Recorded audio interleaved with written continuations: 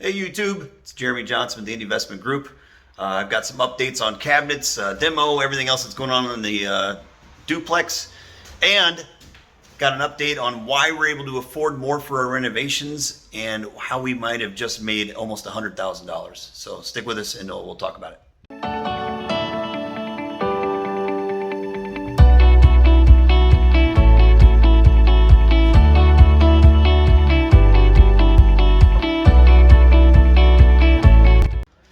So one of the things that we're doing out here is we've just bought a whole bunch of cabinetry. So I'm going to show everybody what we got going on behind me.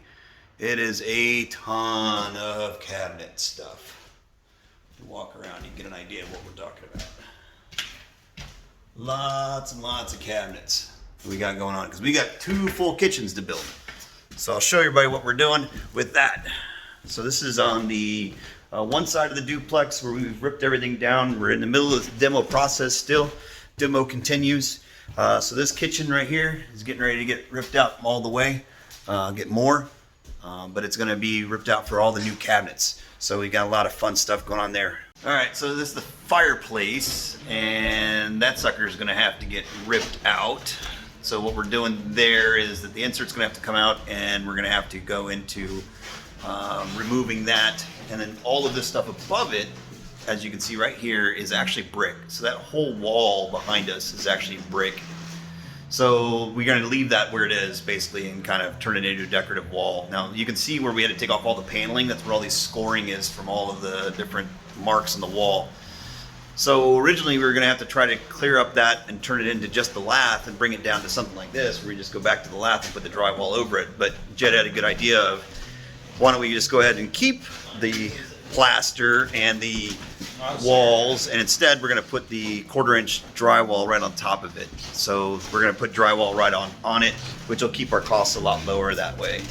And then this is, Jed has opened up the hall. The archway is gone, so it's now being opened up and going into a larger opening as we do that.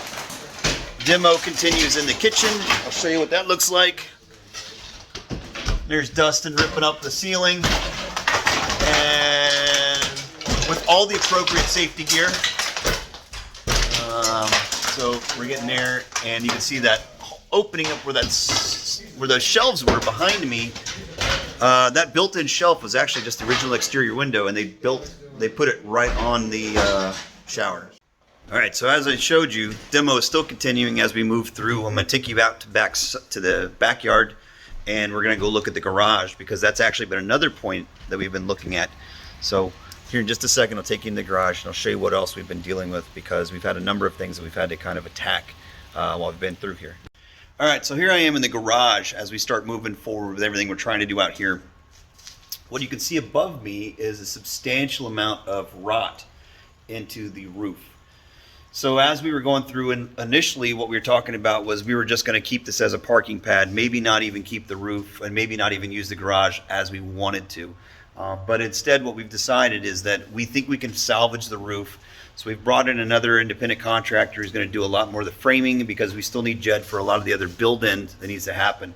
So we've got a couple people that are going to come in here and give us some quotes on basically sistering up some of this stuff and really solidifying this roof as best we can. And then we're going to have the roofing company who did the roof on the house is going to come out here and actually put up a roof as well. So they're quoting us for all of that. And then we have, flip you around here a little bit. There's the back of the house. We had another major issue. That is the base where the two electric meters came in. That actually blew out and they ended up breaking, so we had to get those replaced. So, and then you can see the brand new, a lot of the fascia gutter board there is all pretty and the roof is all nice. The roofing company did a great job. I'll get everybody a link to that as best I can. It's raining here today and they haven't put up the gutters yet, but they will. So that's happening. And then also next week or the following week, we're going to have, this will all be privacy fence. So this whole backyard very soon, let me move around this way, will be privacy fence. And we think that that's going to be a really good pick for the tenants as well. Something that we have to do going forward is to basically turn that into a privacy fence in the backyard. And so we have a fencing company that we reached out to. very reasonable. They're going to do a great job, I'm sure. And if they do, we'll also recommend putting their listing in the bottom as well. So lots of good stuff going forward. We have the roof just finished up. Roof looks good.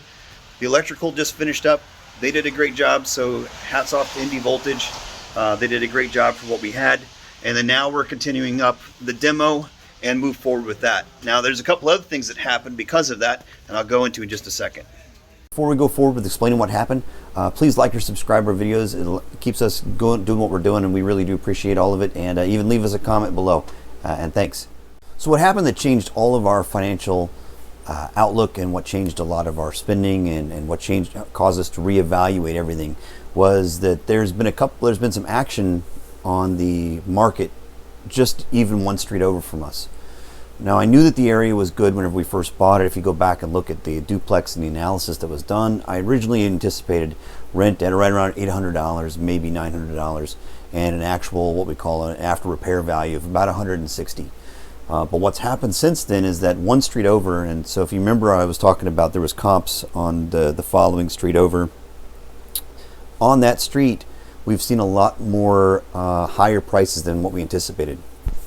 One of our comps went for around $240,000, and our comp was a direct comp, was a 3-bedroom 1-bath per side. Now we're a 3-bedroom 2-bath per side, and we're a full 2-bath with the upstairs laundry because of an add-on. So we have larger square footage and we have a garage. So they were a 3-1 per side, and they sold for $240,000. Another one that was just south of that. Now these are all in the same block. They're actually just within the exact same block as us, but just one street over. That other one sold for $270,000. So we had another one that sold for $270,000, and it was a 3-bedroom 1.5-bath per side. No garage, but they do have a parking pad. But what they did was that they basically just added a half bath in and cut their kitchen in half.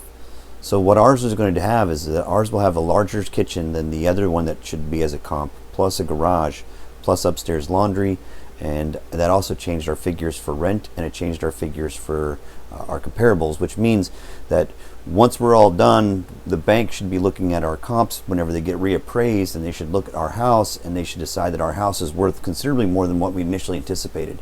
So when I went ahead and reached out to an appraiser and reached out to realtors to try to figure out what our appraisal value should be, they all pretty much came to the consensus that they think that $250,000 is the basement for what we should be appraising at. So that means that our house basically just immediately overnight made almost $100,000 in equity because it should be worth more. Now, it's not real money. Don't get me wrong. I didn't just make $100,000 because it's not taxed and none of that stuff. It's just, this is in possible gains, but it can change the amount of money that we can get out for renovation once we refinance everything. And it's a good problem to have. I mean, our worst case scenario is that we know we can flip and make $100,000. So it's a good thing to have. We'll see how it all folds, how it all shakes out towards the end. But that did tell us that we needed to spend a little bit more on some of the finishes to be able to directly compete against those comps. Because if we can show that we are the same as they are in all the other areas, then we should be at least the amount that they were selling at or more. So that's why we went ahead and decided to upgrade some of the finishes, change some of our initial figures, realizing that our rates and rent would increase. So I went ahead and recalculated everything with the improved rent, with the improved information that we should get between the mortgage and everything else. And we're going to be in good shape, I think, going forward. So good news all around.